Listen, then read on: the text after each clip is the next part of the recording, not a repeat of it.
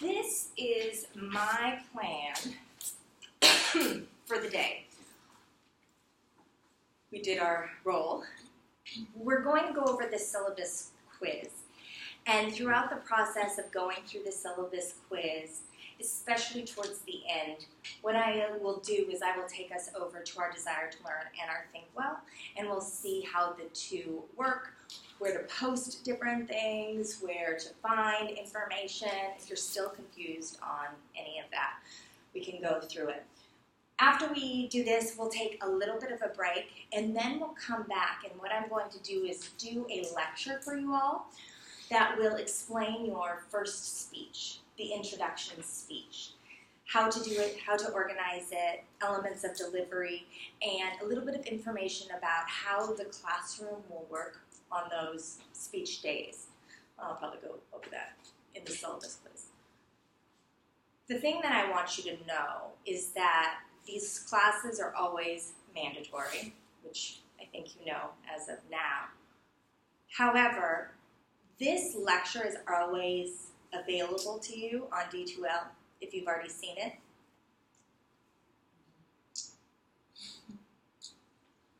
Did you see where it was?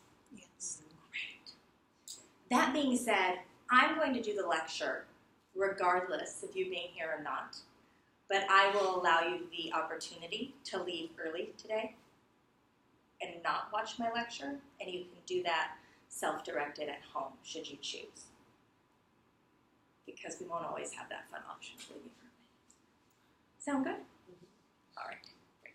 Let's go over this syllabus quiz.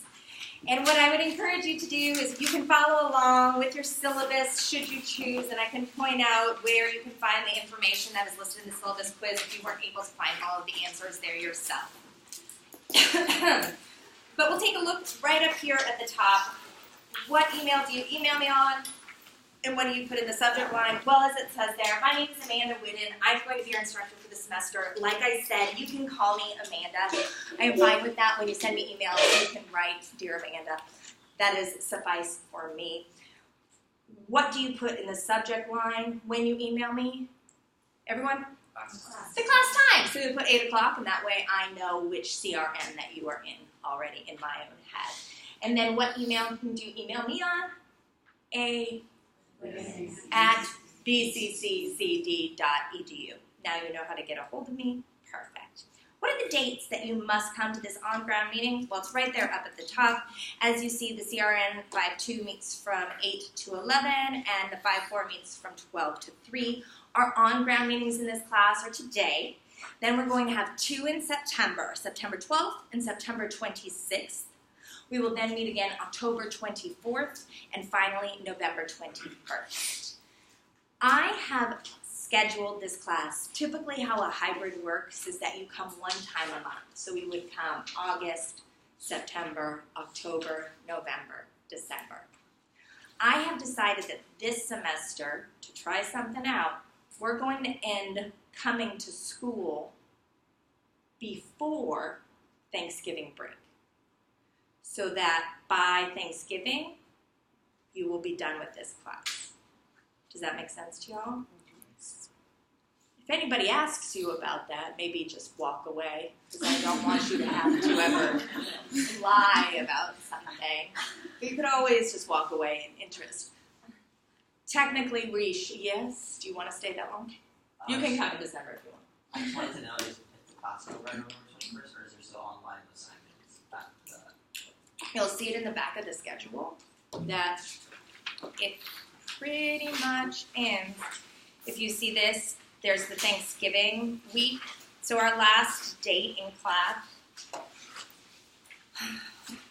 will be what is that? So the 21st, if you see that, week 14 in the back. Yeah. Then the next week, all your job to do is to put up peer evaluations, which you could essentially do that night if you wanted to as well. Those are the due dates for it.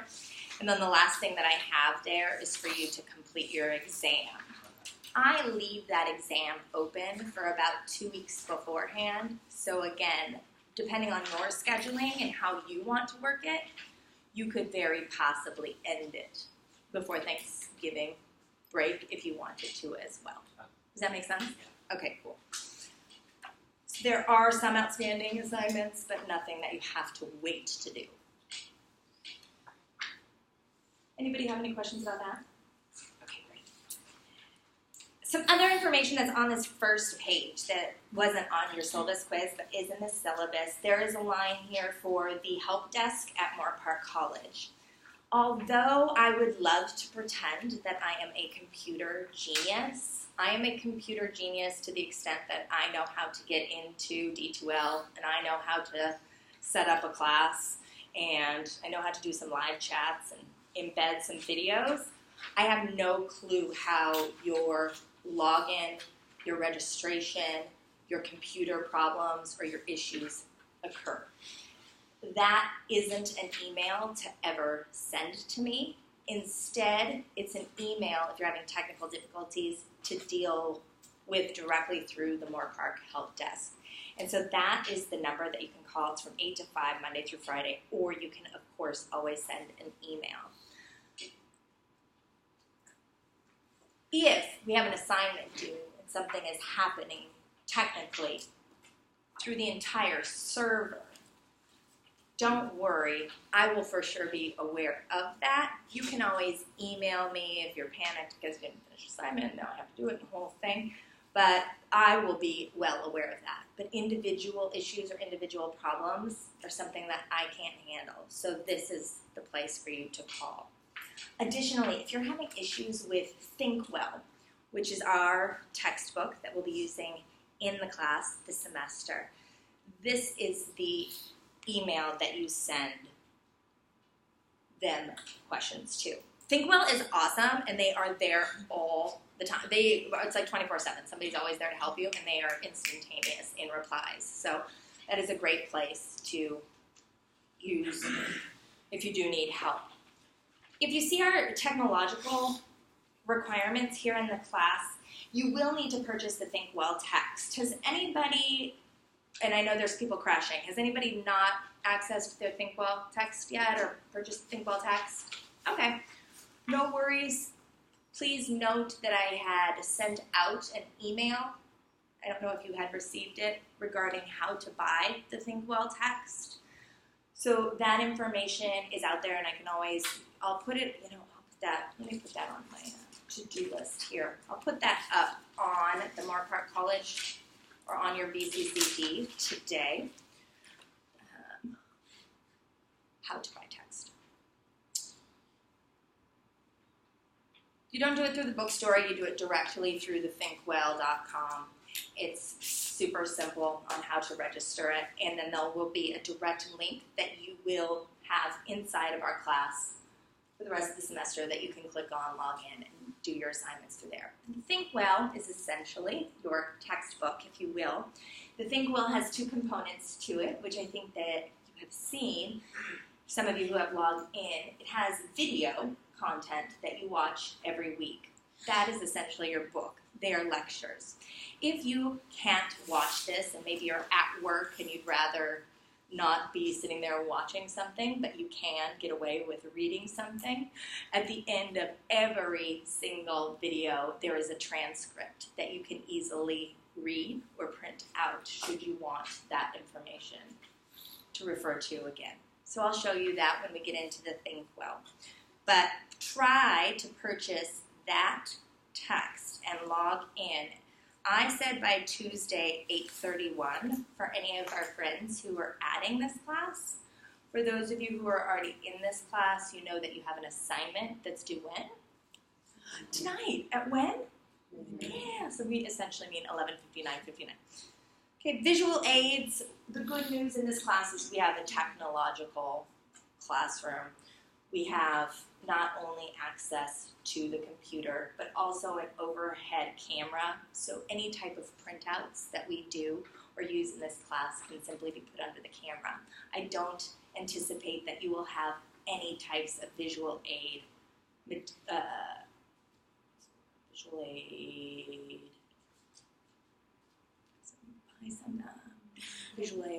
expenses, visual aid expenses for this class. It is said to use Firefox or Chrome. by Moorpark College. If you have been using Internet Explorer, if you have been using Safari, I'm sure that there are issues that you get when you try to log in, or things aren't appearing, or oh my gosh, I can't see where my class is, or any of that. So Firefox and Chrome are the best things to use. You can always check your distance education requirements online if you'd like to. So our next page, if you turn it on over, is about this class. How many of you have ever taken this public speaking class before and dropped it? Not that mine in particular, the public speaking class that you have to take to graduate and dropped it. Okay, great. So 2 people. 2 people. How many of you have ever thought, or how many of you thought your first day of class, or registering for college, oh my gosh, I'm so excited. The first class I'm going to take in college is public speaking. I can't wait. By show hands. Not one of you. So look around. Not one of you was like, yes, public speaking class. How many of you, this is your last semester and you've waited till the last minute because you're like, I did not want to take this class and I'm putting this off as long as I possibly can. Okay, and now if you see, this is not a shameful thing to be like this. You see that you are in fellow numbers. I am fully aware of this information. I am fully aware of this typical way of seeing public speaking. So many of us know that the public speaking class, yes, it is a course in public discourse.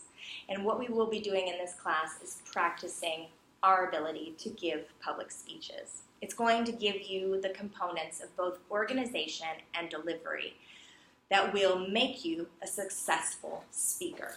And when I say successful, what that means is somebody who's competent, meaning you know exactly how to organize accordingly, how to lay out a speech, how to use effective transitions, how to use language, how to adapt to an audience, how to use your, and then on the other hand, we talk about delivery, how to engage in eye contact, use hand gestures, use our body to convey emotion or to help communicate our ideas a little bit better.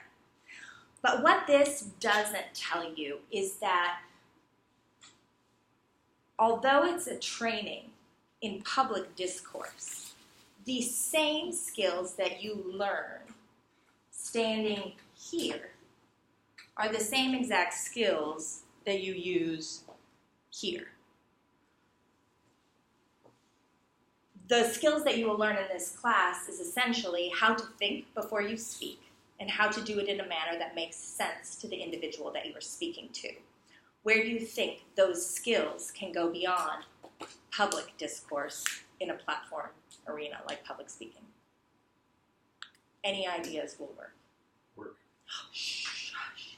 Yes. What do you mean work? Sometimes you have to give your ideas in a group setting. Okay, great. If it's not in a group setting, who else do you talk to at work? Coworkers, great. Anybody else talk to coworkers at work? Yeah, it's amazing. Have you ever talked to your boss? Yeah. Okay, great. So perfect. Work. How'd you get that job to begin with? Oh my gosh. Okay, great. And on an interview, you want to sound what? Compa. Crazy. Wait a minute. I want to sound like I know what I'm talking about because I what? Do know what I'm talking about. All of you are competent individuals, especially in your own disciplines, in your own passions, in what you know, in what you love. All of you know about those things. But the difference between an individual who is successful, an individual who gets hired, an individual who is able to make a difference to a small group and maybe get your ideas passed, is that those people know how to talk about their passions in a way that is effective and that is competent. And the individuals who don't are typically those people who are not as successful. And ideally, what this skill can do is take you well beyond the scope of public discourse. So although we think about it as being this scary, frightening thing behind a podium, etc., you have been speaking how long? Great. So some of you 20 years, some of you 19 years, right? In a 30-something age bracket, right? You've been talking for that long already. You have more experience than you think you do. we're just going to round out some of the edges. Shave off a couple of those ums or uhs or likes or your nose or the fidgets, and we're going to make it more effective. Sound good? Okay, good. Awesome. So you can read through that. The most important thing, though, on the second page is that you see the explanation of the online hybrid. Many people think that taking an online public speaking class is going to be easier, and that's why they do it. It won't be easier per se because people, and I say easier, you don't take a public speaking class on ground or online because you think it's going to be difficult. Well, how am I saying this? Let me say it correctly. They think it's going to be easier in that they won't have as much anxiety. They won't have as much anxiousness. The opposite is quite true for an online hybrid class. Why? Because you aren't in class every day. And when you aren't in class every day, you have a month between speeches to let your head get the best of you. And that's oftentimes what I see students do. They'll get in their head and they'll get nervous or they'll have anxiety. And with that time that passes, they think, okay, well then I'll just drop. I want to encourage you to stick with this course. I want to encourage you to stick with the hybrid concept or idea because you're enrolled in it already. And remember that you have great resources when you get into that panic of, I don't think I can do it because I'm getting nervous or anxious. And what is that resource? Me! Now, I may not be here on campus and I may not have office hours, but you do have great accessibility to me. And my accessibility comes through my email, and my accessibility also comes through being happy to pick up a phone, to FaceTime with you, to practice over, I don't know, Google Groups, whatever you use. I am happy to help you succeed in whatever way you can. The thing about the hybrid is that I can't see that you're panicked. I don't know when you're nervous. I don't know when you're confused, and I don't know if you don't understand what's going on. I want to be clear that having a communication with me is one of the most important things that I see in being successful in an online or a hybrid class. So when you start to be confused or when you don't understand something, one, go back to the syllabus. It's 19 pages for a reason. Why do you think it's 19 pages? Does it have a lot of rules? No. Because you don't ever get to come into class, right? And if you need to find an answer, where do you think you can find it? I am crazy about my syllabus, hence the 19 pages. I have written every last thing that you should ever think about or know about in that syllabus. So go through the syllabus and see if that can answer a question. If it's a content-related issue or if it's something about your speech that you cannot find in any of these handouts, you email me or you pick up the phone and call me. That's why my cell phone number is on the syllabus. It is not to talk and hang out. But I am more than happy to have you call me and we can talk through something or set up an appointment so that we can work through any of the issues that you are having. My job is to help you succeed. That's what teachers do.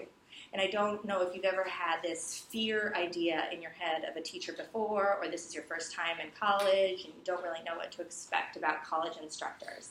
Each of us are unique and different in our own way. I love to teach. I love being in the classroom, and I love to help students learn, and I love to help them succeed in the goals that they want to achieve.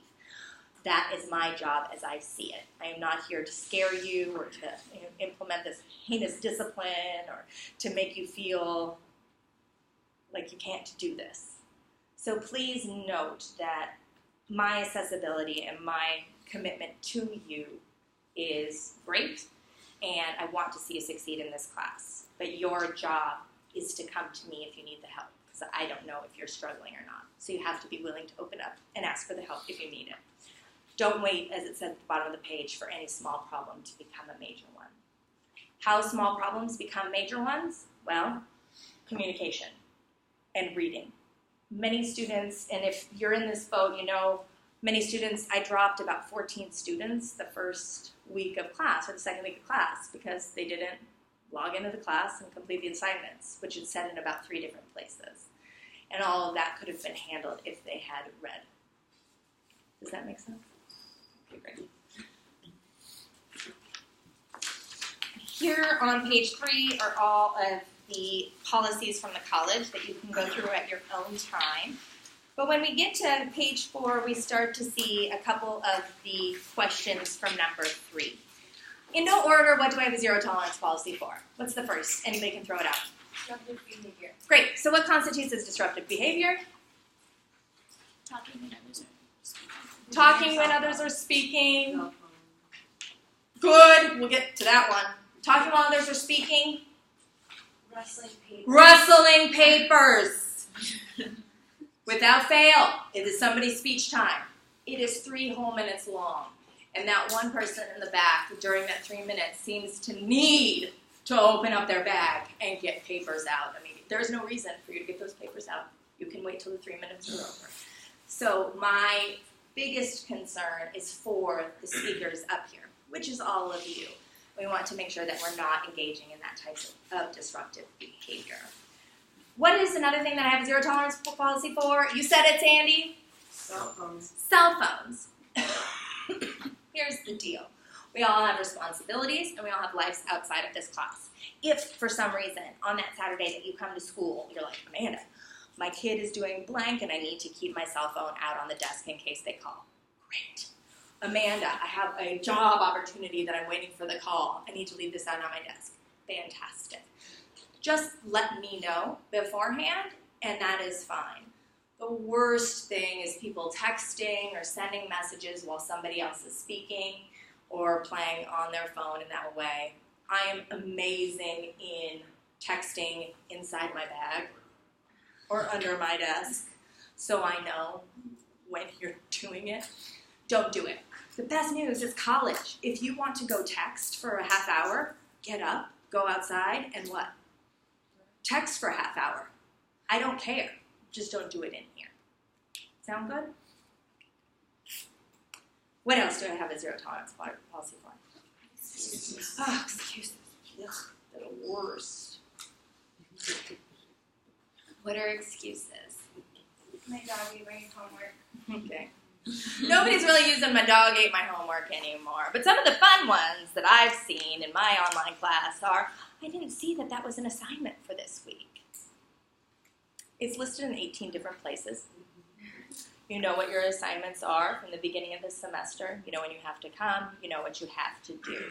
You will never be confused on what is happening in this class. So those are the excuses that I'm not really buy. If you didn't get around to a discussion item that week, or you didn't get around to doing an assessment that week, you can still pass the class with an A. Isn't that crazy? Yeah, just accept the responsibility and move on. It's not the end of the world. Sound good? All right. Any other questions about it? On speech days, when should you arrive? 10 minutes early. Yeah, 10 minutes early. And why?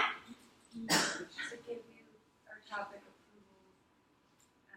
approval. Okay, no worries. Why should you arrive 10 minutes early? You have it. You filled out your syllabus quiz. It's on the syllabus quiz. Think about it in general.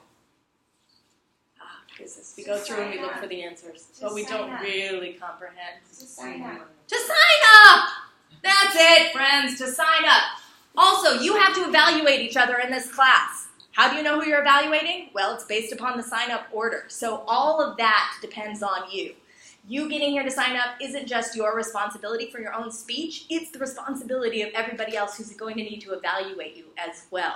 They have to get that information ready and to get that information going. So I ask you to come 10 minutes early to sign up for the date or the spot that you want to deliver your presentation, to get any visual aids that you need put together, to take the time to put evaluation sheets on the desk so that at 8 o'clock we are rip-roaring and ready to go. Sound good? So I just ask you to do that. If you come 10 minutes late on the presentation day, what is the repercussion? You can't do your speech. Absolutely. You can't do your speech. We will just call it. That's the end of the semester. You can come take this class again next time. If there is an emergency and you are running late, I will have, of course, some kind of device with me that you can always send a message or an email to, letting me know what's going on, and we can make some type of adjustment for it, but beyond time. Number 5, how many times a week should you log into D2L and Think Well? I suggest at least 2. And this is solely for the fact of you keeping up on assignments and you keeping up on information.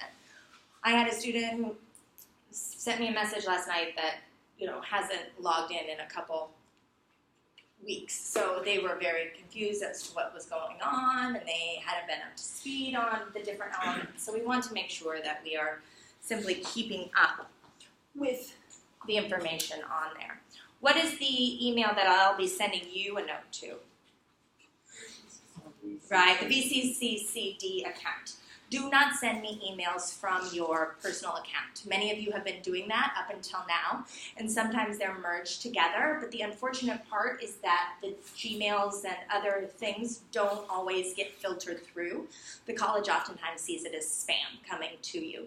So if I haven't gotten an email or I haven't gotten back to you, that could be some of the potential reason as to why it's not using your VCCCD account. In regards to communication with me, number 7 here, I will always write you back and I will always communicate with you. If you haven't figured it out by now, I am crazy on communication. And when it comes to online classes, there was nothing worse than taking an online class myself and never having access to my instructor. Have any of you ever taken an online class before and your instructor has been missing in action? Yes. Okay. That is incredibly infuriating and frustrating. And in the case of me, I never want that to have to happen to you, and that's why I'm almost immediate in my responses. If you do not get a response for me, I do give myself a 48-hour period to get back to you, which it says here in the syllabus. It will be highly doubtful that it will take that long, but it could. If there is something urgent or immediate that you need help or information on, or perchance you've sent me an email and I haven't been able to get back to you in 48 hours, what should you do? You can email me again, or the best thing to do is call me. Pick up the phone. I am happy to talk to you. Okay? And I'd much rather, again, let's go back to the foundation, I'd much rather have you succeed than sit around waiting for an email and be confused. The only issue is what times. What times should you get to me? And that goes along with what my working office hours are. I teach on ground Tuesdays and Thursdays from about 8 to 4 o'clock. But that means that I am actively teaching, if you will, and actively working. Mondays and Wednesdays and Fridays, I am not in the classroom, but I work as a mom. So I am around on those days, but if any of you have children, you know it's a joke to try to work when there's a child around you. Anybody in here have a child? Okay. So it's a little bit difficult when somebody needs you to work the entire time. That being said, though, if you wanted to take the time to call on any of those days, you can, but try to make phone calls before 5 o'clock at night. And although some of you may be working all day long, you can always send me an email and say, Amanda, I'm working tonight till 8. Do you have time to talk after that? And I more than likely will, yes, have time to talk to you after that. Does that make sense to y'all? Okay, great. Let's go down. Now, any questions about all of that admin stuff? Because now we'll go into the requirements of the class and your assignments, etc. All feel good? Nobody's going to come up to me after and ask a question? Okay. Let's talk about the requirements in this class, or what we will be doing. So the course requirements here, as it says, you will have lectures, which you know where to get those. They are in Fink Welkom. So Fink Welkom will provide you with your lectures for each week and the content that we will be covering. Speeches and outlines, and I think this is where everybody's like, what are we doing in this class? Well, as it says on question number 9 on your syllabus quiz, I believe, what must you turn in to me before you speak on speech days? It must be accompanied by an outline. Outlines are only required for what 2 speeches? Great, the informative and persuasive. Amanda, it's going to be the introduction speech. What do I need to do for an outline? Nothing. We have the impromptu speech. What should I do for my outline? Nothing. Absolutely. The only two speeches that require you to turn in something besides an evaluation sheet to me are your informative and your persuasive speeches. We will go over these outlines and how to do them effectively throughout the course of the class. I also have a lecture on how to outline on the old D2L, so you can refer to that at any time should you need supplementary information about it. However, they are worth 50 points, so it's important that you are outlining in an effective way. We don't write essays in this class, we only write outlines. Many people, the excuse, will try to turn in an essay to me for their speech.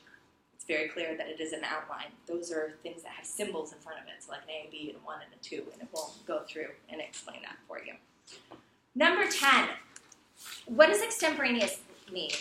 And what is the consequence for not delivering speeches in this way? Extemporaneous means delivering from a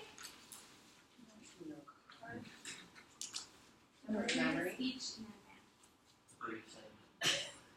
What about over here? Anybody have an idea what extemporaneous means? A brief set of notes. So should I prepare this speech? Yes. Yes, absolutely. Who is it that says that? Benjamin Franklin? Not preparing fully is being fully prepared to fail. Wait, not being... I'll get it to you later. Never mind. Failing to prepare is preparing to fail. There you go. Nailed it. Failing to prepare is preparing to fail. Very much in this class. I did a fortune cookie last night. Get out of town. How funny is that? That was the quote on Forbes yesterday. Website. It must just be a hot topic right now. Reminding people that they should what? Prepare, friends. Prepare. Okay, that being said, extemporaneous means being fully prepared, but delivering from a brief set of notes. In this class, you will be allowed one page, front and back, of keywords and phrases that you can deliver your speech from. Some of you may hate to use a piece of paper, and thus you will want to use note cards. Note cards are fine. I don't use them personally, but never use a 3x5 card. You think, well, we'll talk about this. Why should we not use a 3x5 card? I could drop them. Good call. Have you ever tried to deliver a speech from a 3x5 card? No. Okay. Well, good to know. People like to write as much as they can on those 3x5 cards, and then what happens? Too smart. It's too small, it's too tiny. If you're going to use a note card, you are required to use 5 different note cards, one for each part of your speech, the introduction, the body, and the conclusion. Right? And so those 5 different note cards will again have keywords and phrases. Never have everything that you are going to say written out in front of you. Otherwise, it will negate the extemporaneous delivery. So it means being fully prepared but delivering from a brief set of notes. You are not allowed to read in this class. It's not a public reading class, it's a public speaking class. Having everything that you are going to say in front of you will, in fact, encourage you to read. And we want to avoid that at all costs. Does that make sense to everybody? So extemporaneous speaking. If you do get up there and you just start to read, what I will do is I will start your grade at a C and I will deduct from there. Because, again, it's not a public speaking class, or it's not a public reading class. Any questions about extemporaneous speaking? Okay. Number 11, let's flip it on over to page 7. What should you do if you can't come to class on a speech day because of an emergency? Contact me immediately, and what do you contact me with? An outline, right? If it's an introduction speech, Amanda, I don't have an outline, but I couldn't get there. What do I send you documentation of? I bet that you had something written out, right? Take a picture of it and send it to me.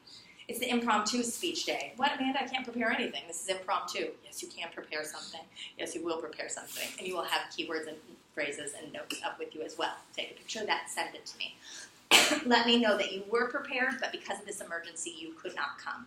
If there is not some type of attached document to that shows me that you were prepared, but this emergency has prevented you from being able to be present, that will not count. The other thing that you must attach to that is an actual emergency. What's an actual emergency? Documented illness or injury. Yes. What is the documented illness? Going to the hospital. Yes. Great. Or a documented injury or a documented emergency. I have a cold. I'm so sorry. You come to class. You will go first, and then you will leave. I will not make you stay. I have the stomach flu. I really don't want you to be here. Don't come. I got a flat tire. Either you show me pictures of you changing that tire yourself, or you send me some documentation from the old, AAA. In these cases, there's also this amazing afternoon class that you could come to and deliver the speech then. Does that make sense to y'all? Okay. I had a girl who fell off a motorcycle and had 14 stitches in her face. Do you know what she did? She came to class. And I was like, girl, you're the one who has an excuse. And she still came to class and did her speeches. So, again, I am very sensitive to your needs, and I know that things come up and things happen. The idea is contacting me well in advance and letting me know, and also just documenting it, showing me that you were prepared, etc. What are the speeches that we have in this class, and when should you start preparing for them? When should you start preparing for them is kind of an old syllabus idea that I did, but I took it out. So let's talk about the speeches that we do have in this class, and I can give you an idea as to where you should start preparing for them now, at least the first one. We will have the introduction speech that will be delivered on the 12th. The next time that we come to class, all of you will give this 2 to 3 minute speech of introduction about yourself.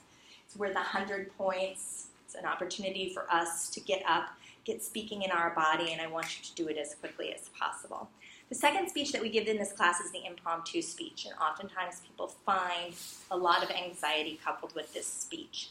This speech requires you to come in on speech day. There will be a set of quotations, like the one that we just did, or perchance a proverb listed on pieces of paper. You will pick a piece of paper, you will go outside, you'll have 2 minutes to prepare your speech, and you will come in and you will deliver that speech to us.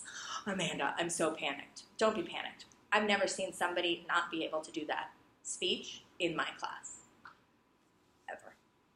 Because we will prepare you so well that by the time you get to that day of impromptu speaking, you're like, please, I got this. I can totally do this speech, okay? And that week, remember, who can you always practice and prepare with? Yeah, me! I'm so happy to give you a quote over the phone, put it down, wait 2 minutes, have you tell me where you're thinking about your organization going, and make you feel good and confident before you come in here. Sound good? All right. Then we have the informative speech. The informative speech is about a person, a place, a thing, an object, or an event. We do not do processes in this class, which is like a how-to speech, so keep those away.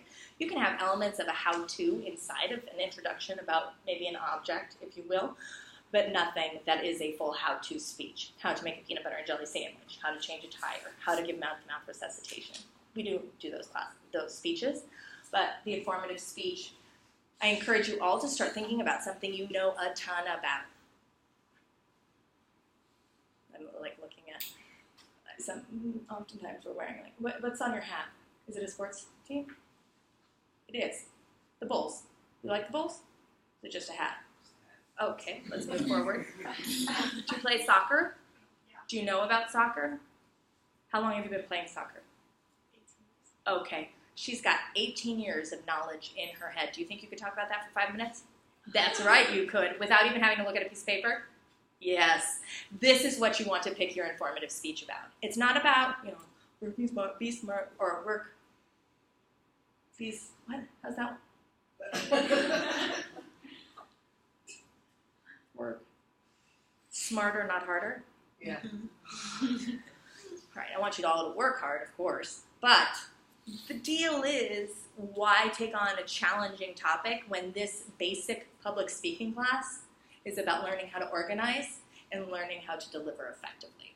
Pick something that you already know a ton about. You love a TV show? You talk to me about that. You love a sports team? You talk to me about that. You love your job? You talk to me about that. Make it easy on yourself. And even if you're like, that's boring, nobody's going to want to listen to it, don't worry. In this class, I find a way to make it appealing and interesting to everyone. So I can always help you appeal to your audience. And, oh gosh, well, how am I going to make nursing interesting to everyone? We will find a way. Okay? So use something that you already know a lot about.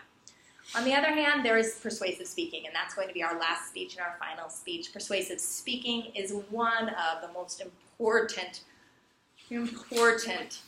qualities that you can gain, I believe, from this class, in addition, of course, to your organization and your delivery. But being able to persuasively communicate an idea is something that many people struggle with, making a claim and being able to back up their argument. I don't know if any of you have ever been into an argument with somebody and you get involved and then you get tongue-tied and confused and they're talking on circles all around you and you're like, this doesn't make any sense, but I don't know what to say back.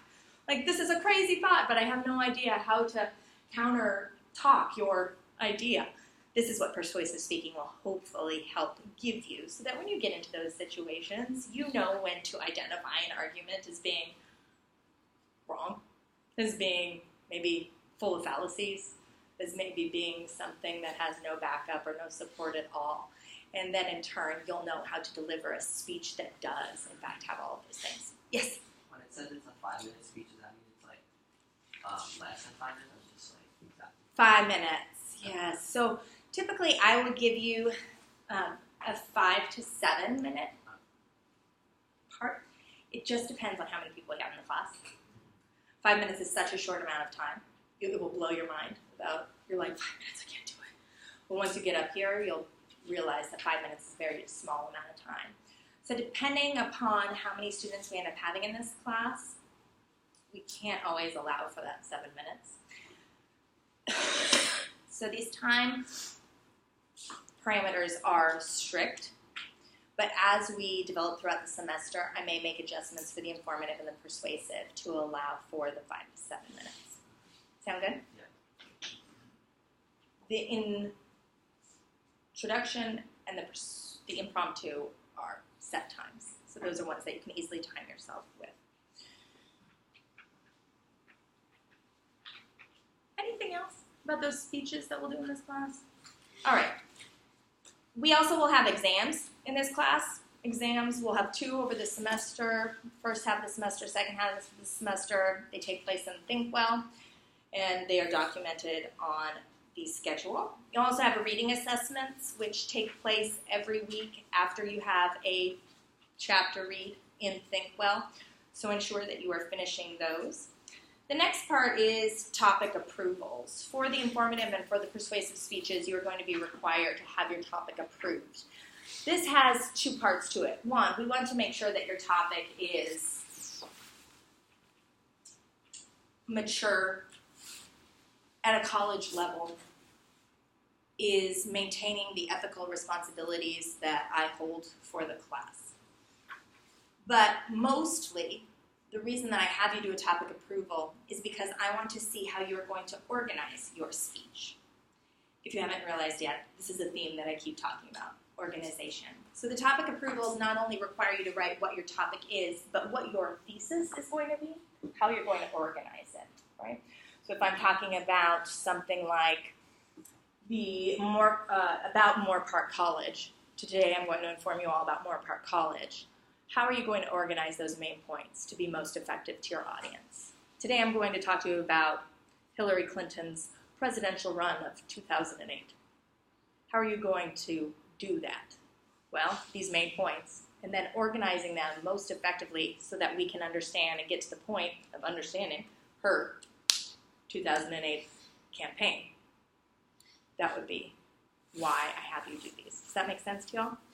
So we will have topic approvals. You'll have to put them up by a certain date. I will evaluate them, and then you will check back and make corrections by a specific date that is also put into the schedule. If you don't check back by that date, you won't get the credit because I want to see that you've done it correctly and that you've done it right. And I'll probably send you an email to make sure that you have your organization down before you come into class.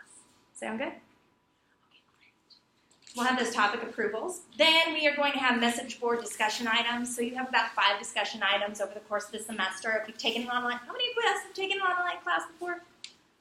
Okay, so some of us still have it. There's something called a message board, which hopefully we'll go into when we look at the D2L. But a message board or a discussion board is a way for us to interact with each other, to talk about different things that have been going on in the world, to interact with the text and course materials.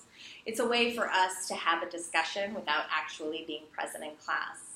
And so the discussion board assignments are listed in there. The discussion rules, I believe you understood from the Netiquette assignment, although that has been graded, but also the Tao of Conversation assignment. And what are some of the themes that we understood from this Tao of Conversation assignment? Because in reading your discussion board responses to the Tao of Conversation, many of us got the idea, but I want to make sure that we continue to participate in the discussion board in an effective manner for our class.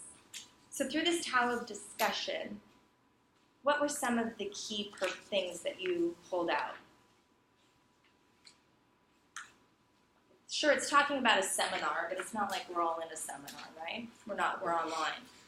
So what does this mean for our response? What's our responsibility?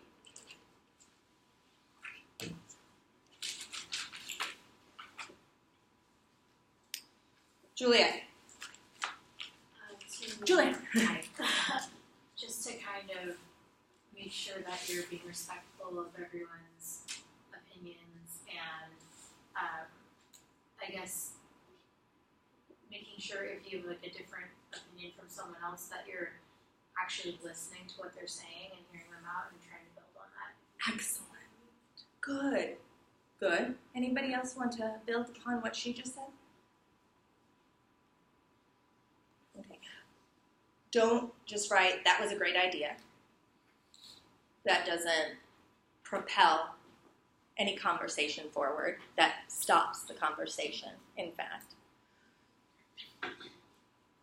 If somebody asks a question or somebody promotes an idea, what is it as a class our responsibility to do? Per the Tao conversation, you should always finish that idea. We should work as a class to come to an understanding on that question. We should help to provide that person with some kind of answer. And that's what a good discussion board is. It's not something where you go in and you get your points, but it's an opportunity to learn about different viewpoints. It's an opportunity to listen to what somebody else has to say and try to understand that people, in fact, have this crazy thing called a different opinion from me or a dual perspective, and that can be valid because it's their what? Starts with a t, ends with a Ruth. Yeah, it's their truth. All of us have a different perspective and different opinion on 1,000,001 things, correct? If we were all like-minded, it'd be so boring. Especially college. You'd be like, what am I here for? Just want to say, no. It's a fun place where we get to hear about different perspectives and different opinions. But the best part about it is I want you to keep an open mind, acknowledge that individuals have a different opinion, maybe see why they do have a different opinion, and go forth from there. But it's never cutting down or not validating that opinion to begin with. Okay? So your job is to pick up the ball and run when somebody drops it in the discussion boards. Does that make sense to y'all? And the peer evaluations. Let's go on to that, on to page 10 and number 14. Peer evaluations is an opportunity for you to evaluate your peers. Through this, it not only gives them an opportunity to have evaluation from somebody other than me. So what were my average peers thinking about this message? Was it effective? Did they think something was funny? That's interesting, okay? Or it also allows for you as a speaker who's now evaluating to be critical of what's going on in front of you and think, ooh, that totally worked. I want to use that next time too. Or look how they're using their hands. That's awesome. Or, oh, that's how the effective organization maybe should go. So it allows you an opportunity to grow through the process of evaluating somebody else. Your peer evaluations are going to be able or will be posted back on our D2L board. It'll be in the discussion area, which I'll go over in a second.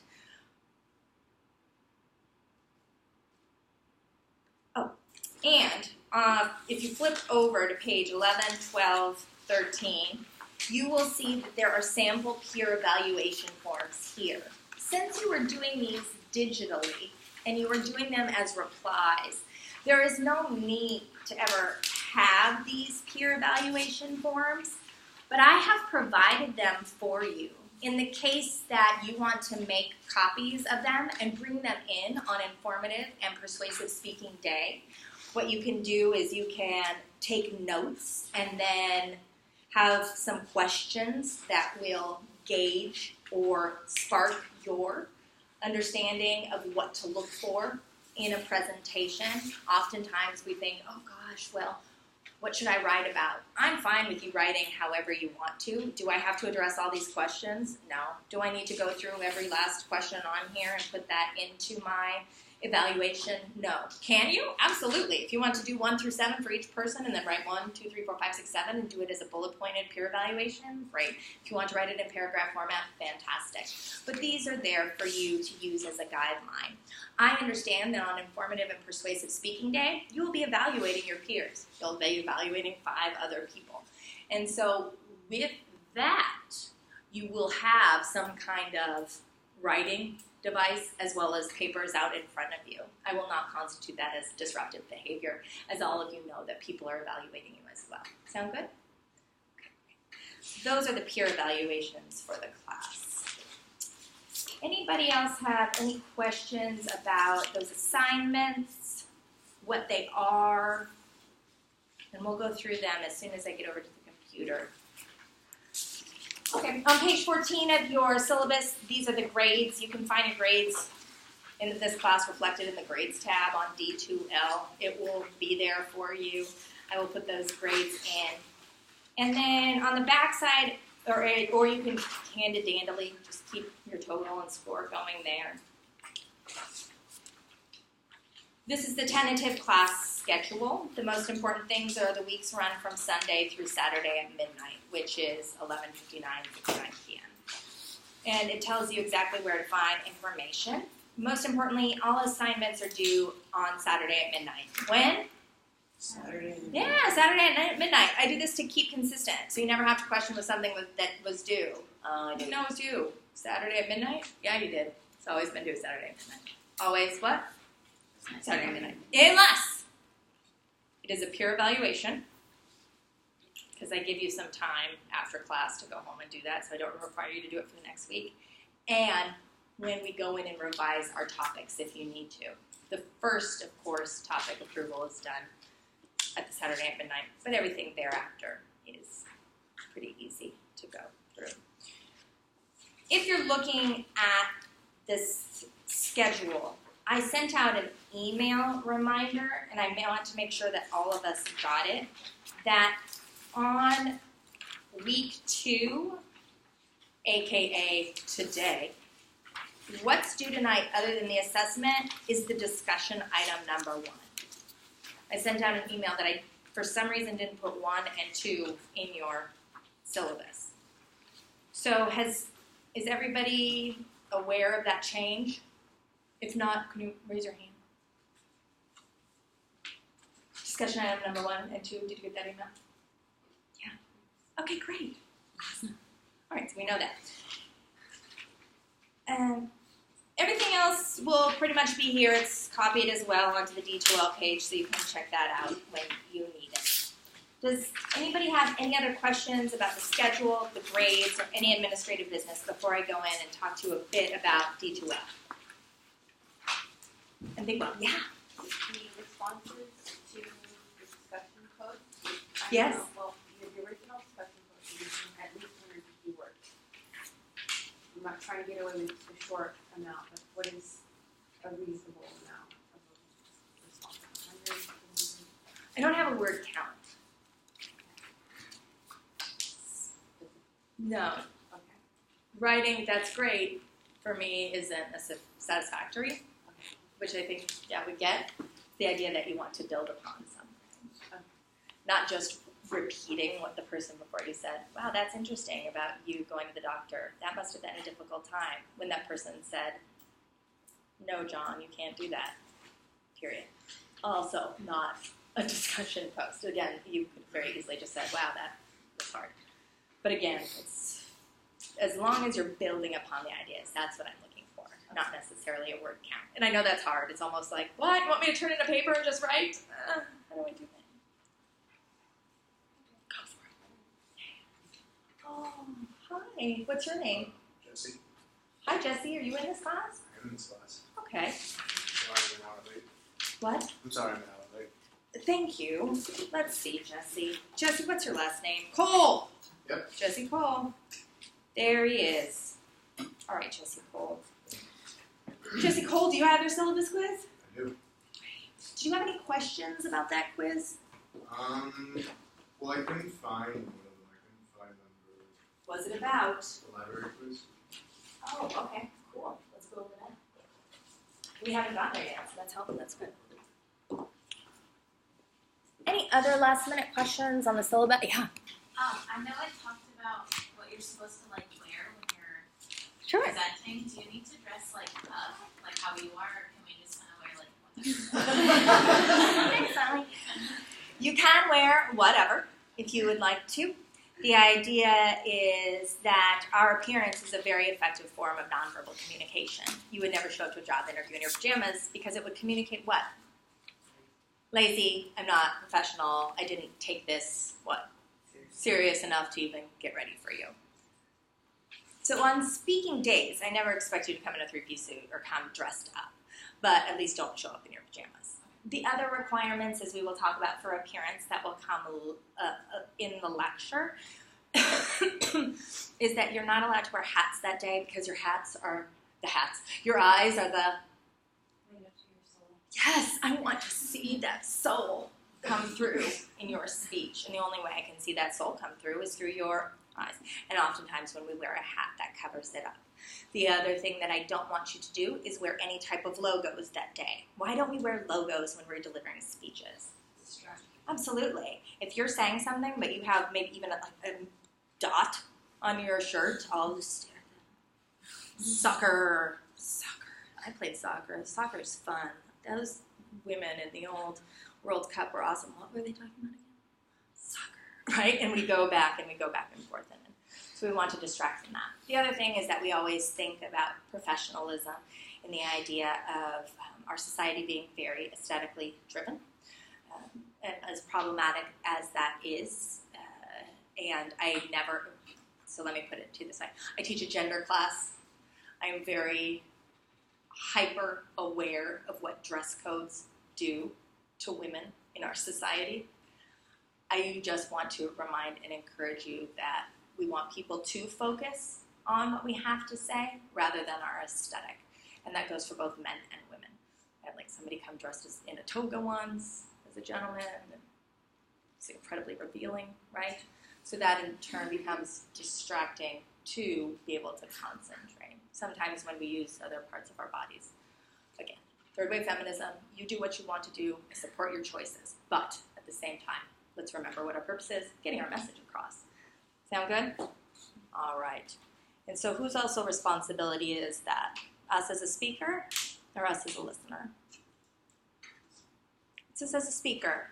But that's like telling, girls that they can't wear tank tops to school because it distracts boys. So whose responsibility is it? Everyone's responsibility. There we go. So it's also your responsibility as a listener to concentrate on what people are saying rather than what they're wearing. Because I'm wearing a tank top is not going to make you feel something that's problematic.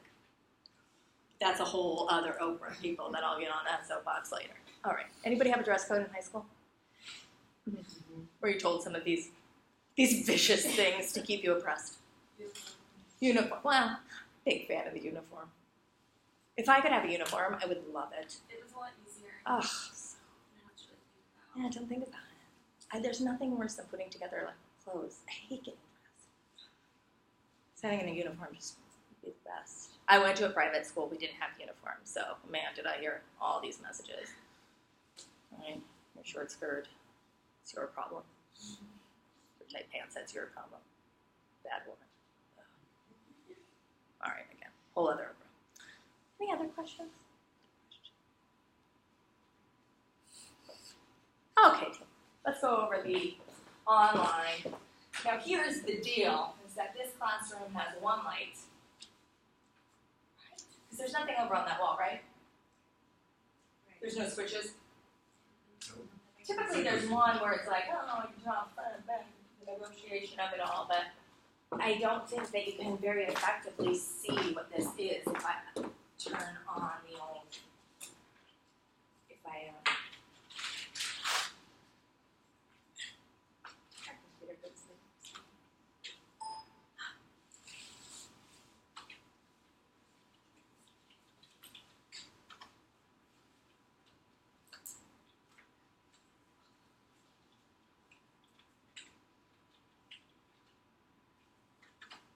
I think your caps lock is on. How'd you know?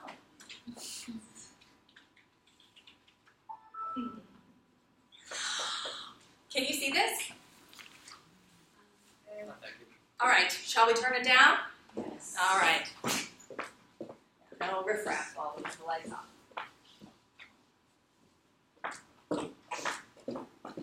As you'll see here, this is our D2L homepage, which many of you are familiar with. I'm going to walk you through the last set of questions in our syllabus, and this will give you a good indication of how to use and how to work the D2L as well as the Fink Welkom. So everybody has been in here, and now 2 people are trying to crash the class, so you have yet to see this D2L system, correct? Have you been in an online class before? Right. Okay, great. And have you been in? Great. So you're familiar with this portal? Okay. Awesome.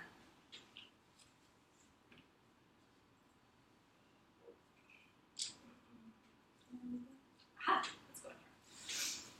This is our D2L homepage. Obviously, this looks different for me than it does for you because I do have the instructor access. Any type of announcements that go on during the week, why I encourage you to log in at least twice just to check and make sure that things are up to speed, is because I will put announcements here if I have forgotten to put something in syllabus or tell you information, or hey, I'm going to bring donuts.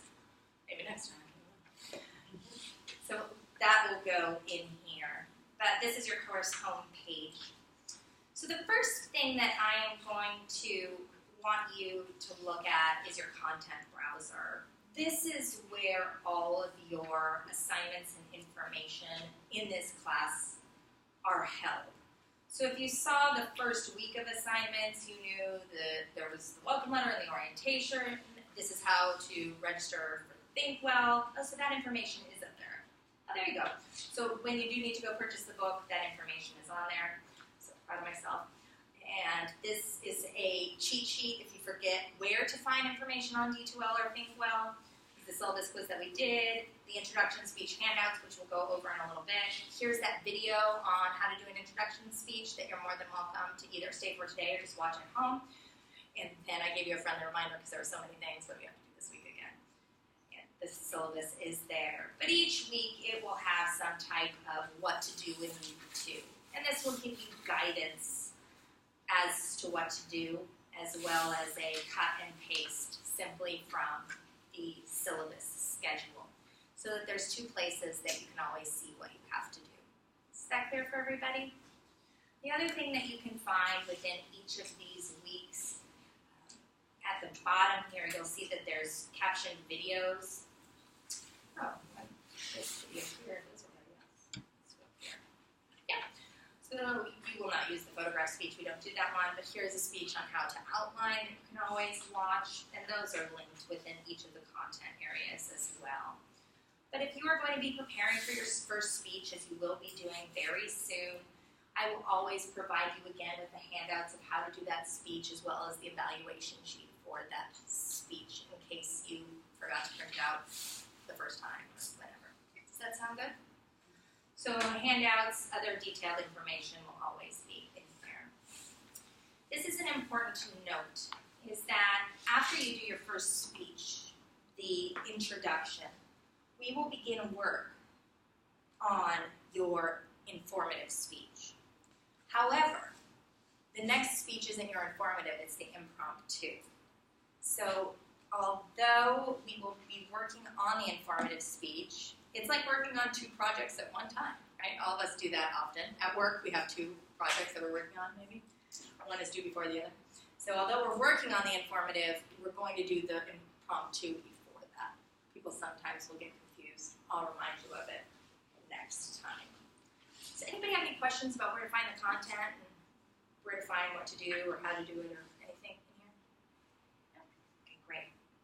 So the first question, give me the steps of how to post something to the discussion board. So what do we click on to go to the discussion board? So first we'll click on communication, then we'll go to discussions. Fantastic. And here is the directions on a discussion board, but essentially you will find the discussion board that you need to do. For example, this is our first discussion item, which will be due tonight. And then what will you do? It's like, oh, I'm here. What do I do? Oh, I should click on it. Okay, good. And then I'm going to start a new thread. Yes, what should my subject line be? A creative subject topic of your choice. Okay. Something relative to the discussion assignment. Great. Did everybody do that?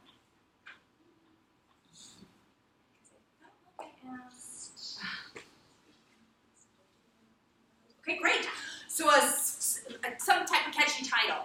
This will also allow you to draw people to your discussion post. Let's say you did post a question, or you did have an outstanding question, or you wanted to further an idea. These could be topics for your subject lines if you wanted to draw them in. It looks like a lot of us have just posted our names, though.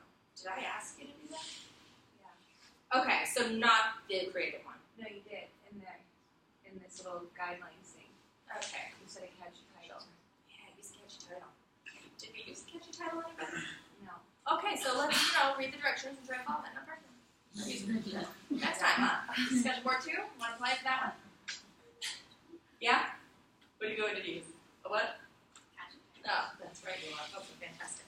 Does everybody understand how to post it, at least post it to the discussion board in this way? Yep. All right.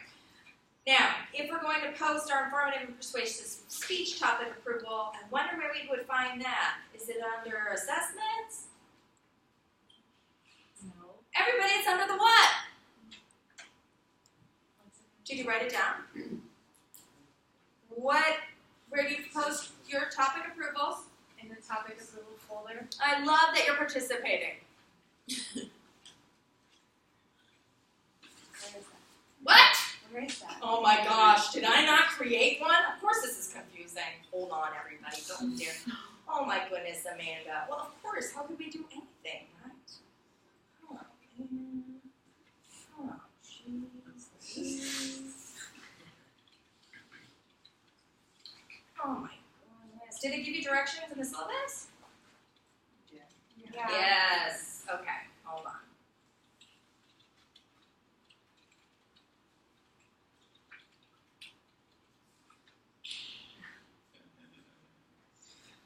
You will go down to posting your informative speech topic approval here. Thank you. And then I need to create a topic to it.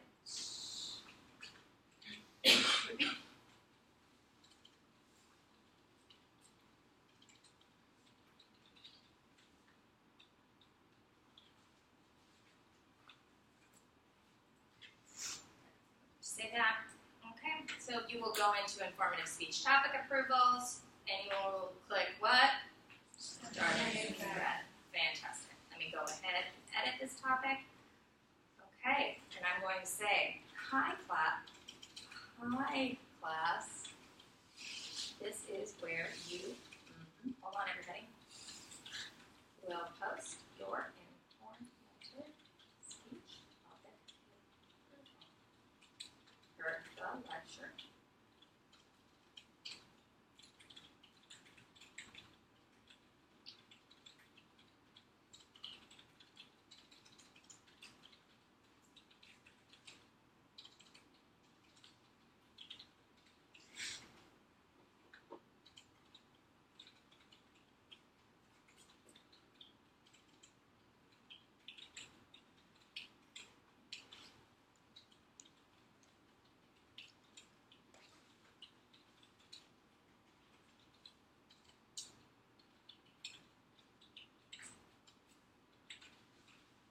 Now,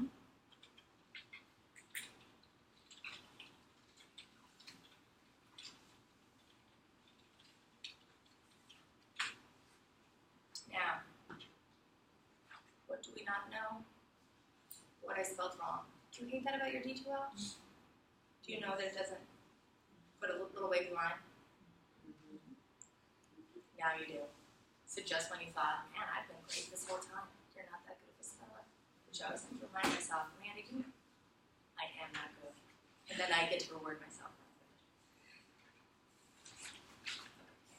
And we'll save and we'll close this. Alright, so I-O.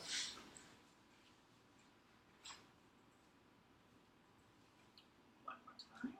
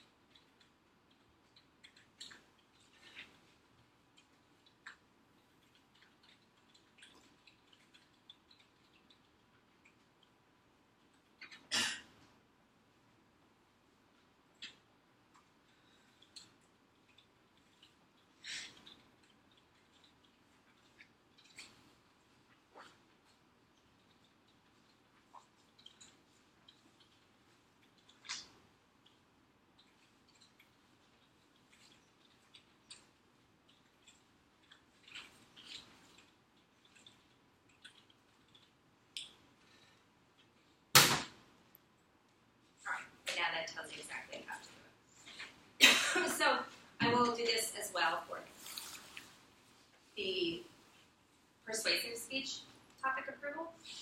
And all you'll do is you'll click on, like it says, you will click create new thread just like the last time. You can cut and paste this format from down here if you'd like. Just cut it, paste it, click it, post it in the next one, and fill in your information. Does that sound good to everybody? Does this make sense? Okay, great. We'll have that for the informative and the persuasive. Then, this is where we will use this form again. So give me the steps of how you will evaluate your fellow students for their informative and persuasive speeches. Where will you go? Back to that folder. What? You mean on the course home? No, communication. So you will click communication, and you will click discussion. And then you will go back into the what? Topic approval. Yes, and you will do what? Reply to the person that you. Right, so if I'm replying to John Doe, I'll scroll through, I'll look for John Doe's name, that's why I say username, and then I'll click reply, and then I will post my evaluation there. Does that make sense to everybody? Yes. Awesome. Okay, great. And we'll do that for both the informative and persuasive speeches. So this is a question that came from our friend Jesse. Everybody, where will you take your library quiz?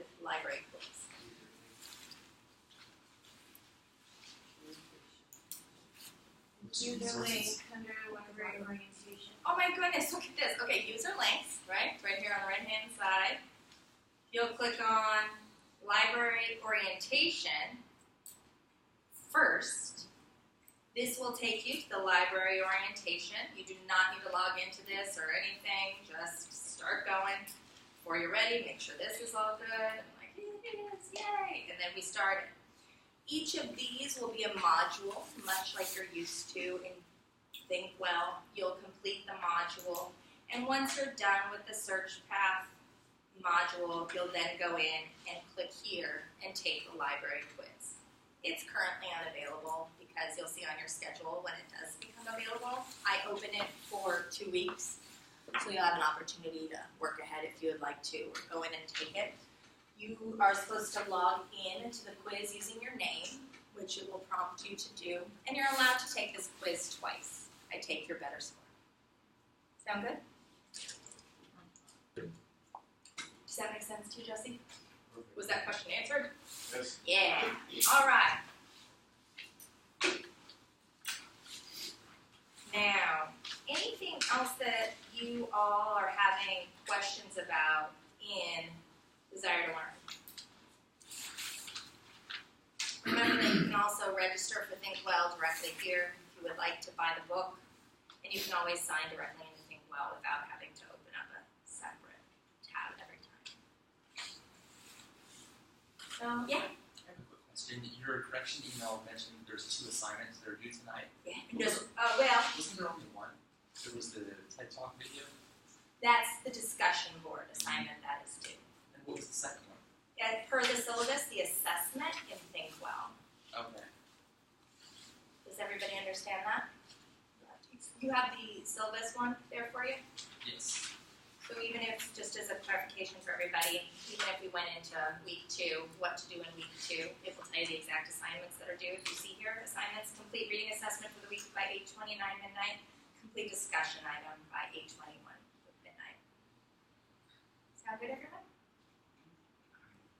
Awesome.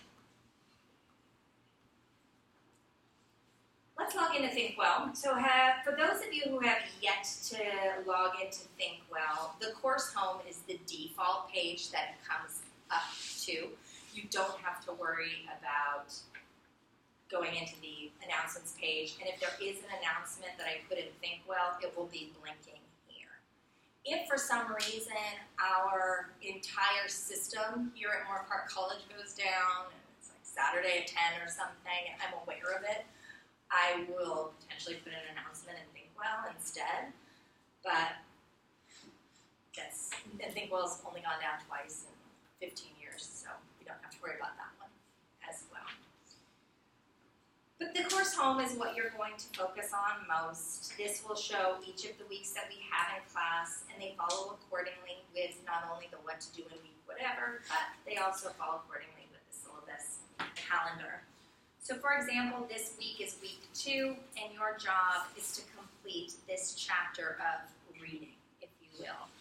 So each of these you will click on, and what you will see here is, so let me go back just to make sure that you followed me where I was clicking. So week 2, each of these descriptions, or these chapters as they call them, that can be clicked on, you need and will be responsible for. So I click on the first one because chronological order is the best way to go in this case. And I will start with why public speaking is important to you. When each of those sub-chapters come up, you will get a page like so. Like I said before, you can click here to watch the lecture. You can, of course, click on Notes, should you want to, and this will provide you with an outline of what the chapter discussed. You can click on any of the supplemental handouts that we spoke about a little bit earlier. If you would like to do them for fun, you're more than welcome to. But the other part that I said many of you may be interested in, if you cannot watch the videos because of wherever you are, is this element down here called transcript. And rather than having a simple outline, this will give you everything that was said in that video. Do each of these screens make sense to you? Sometimes topics will come up. And there will be these things called Think Well exercises. Think Well exercises are not your responsibility to complete. As I said at the beginning of the class, these exercises are there for your own benefit. They will assist you in taking your actual assessment for this class, but these 5 questions are not the assessment. So don't complete them thinking that you're doing that work. You do need to go somewhere else to complete those assessments. So let's look at where those are. If we go back over here to our menu bar and the steps of how to, on your quiz number 19, give me the steps of how you access your reading quizzes, you will go to assessments, if you click on here, and then you will find the week that you are going to do, week 2, reading exercise, right? We click on this, and then this allows you to take your assessment. Think Well has a device inside of it that if you open up a second window on your computer during your quiz, it assumes you're cheating and will shut you out. So I encourage each of you to not open because you only have one opportunity to take the quiz. Does that make sense to y'all? Great. Where can you find your exams? Oh my goodness, y'all. It's also under assessments in Think Well. Yes? And where are they? They're right here. Exam 1 and Exam 2. And those are available to you.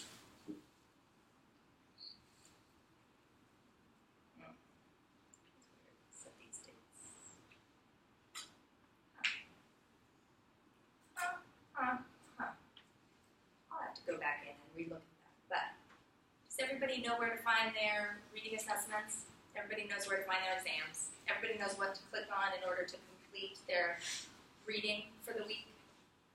And do you need to finish those 5 questions within each subchapter? No. Only if you Want to. Yeah! All right, team. Only if you want to. Any other questions about Think Well? Anybody watched the video so far? Do you find them interesting? Sure. Who's your favorite professor on there? That's not your question. I'm not on it. I wish I was, though. Every time I watch those, I'm like, oh, how do I get a gig doing the Think Well videos? Because I feel like eventually they're going to need to update those. All right, y'all. Let us exit out of this. Any other questions, comments, concerns about the technology in this class, where to post your assignments, where to access information? You feel strong? Yes. Are you going to post our grades from the Fink Well assessments in our grades under the I will, yeah. So you can always see them reflected in grades in Fink Well? No. Excellent question. Where do we find grades in this class? Grades. In It's under assessment. It says Think Well. Think Well. I do it all in Think Well, so I will transfer those discussion board posts over to the Think Well because it's easier to do it under Think Well. And where do you find Think Well grades? For you, you will have a tab here at the top. I don't have it. That will say grades, but it will be right here. And you can always see all of your grades there. Any other questions? Okay. Let me talk a little bit about how speech days will go.